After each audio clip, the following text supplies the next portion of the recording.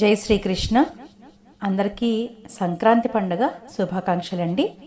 సంక్రాంతి సందర్భంగా మన ఇంట్లో ఉన్న చిన్నారులకి భోగిపళ్ళు పోస్తూ ఉంటాం కదా. అలా భోగిపళ్ళు పోసే ముందు మన ఇంట్లో ఉన్న శ్రీకృష్ణ విగ్రహం కానీ పటం కానీ ఉంటే ముందుగా శ్రీకృష్ణుల వారికి భోగిపళ్ళు పోసి తర్వాత మన ఇంట్లో ఉన్న పిల్లలకి భోగిపళ్ళు పోయాలండి.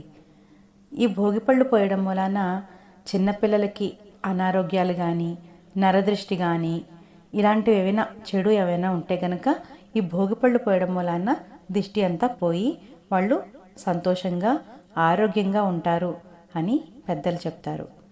ఈరోజు నేను భోగిపళ్ళు పోసేటప్పుడు పాడే పాటలు పాడుతున్నాను.